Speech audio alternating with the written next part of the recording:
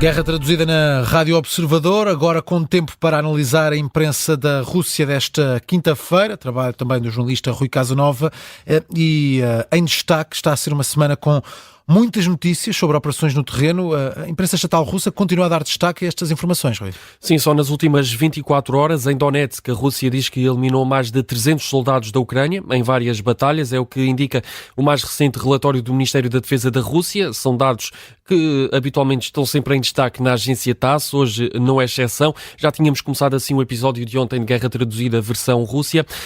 À semelhança também de ontem, o relatório destaca ainda as regiões de Kupiansk e Kherson, regiões onde há registro de muitas baixas e dezenas de equipamentos militares destruídos. É o que indica o relatório diário do Ministério da Defesa da Rússia.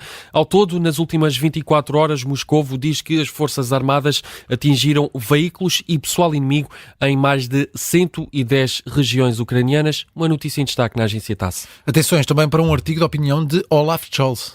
Um artigo de opinião no qual o chanceler alemão reforça que nem a União Europeia nem os Estados Unidos pretendem arrastar a NATO para esta guerra entre Rússia e Ucrânia.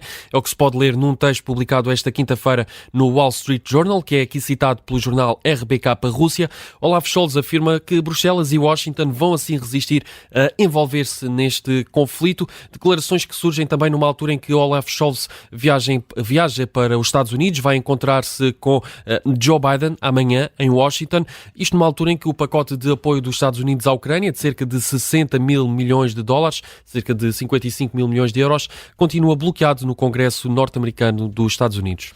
Ainda em destaque na imprensa russa, a entrevista de Vladimir Putin, um jornalista norte-americano que continua a dar que falar na imprensa estatal russa. Foi um tema em destaque no episódio de ontem de Guerra Traduzida versão Rússia. Continua em destaque na imprensa estatal de Moscou. Falamos da entrevista que Vladimir Putin deu ao jornalista norte-americano Tucker Carlson e hoje há a reação da Hungria pela voz do ministro dos Negócios Estrangeiros húngaro.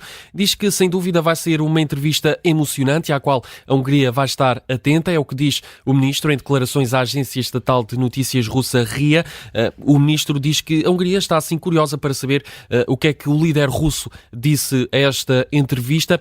Ontem, como falámos no episódio de ontem da Guerra Traduzida, o Kremlin aceitou que Vladimir Putin desse esta entrevista a este jornalista norte-americano porque diz, apesar de não ser pró-Rússia, tem uma visão mais favorável do que os restantes países ocidentais. Por isso o Kremlin aceitou que Vladimir Putin desse esta entrevista. Diz que vai ser divulgada em breve. Estaremos naturalmente atentos porque, como nos mostra esta notícia, esta entrevista vai merecer muita atenção por parte da imprensa estatal de Moscovo. Para fechar, falamos da imprensa independente da Rússia, que dá destaque aos ataques nas últimas horas na Ucrânia.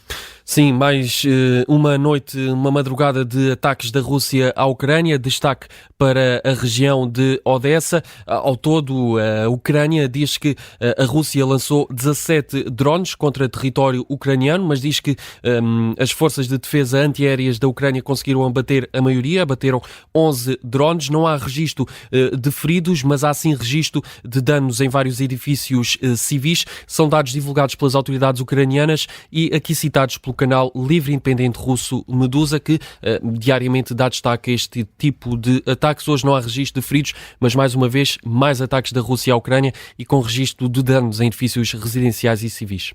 Ponto final na Guerra Traduzida.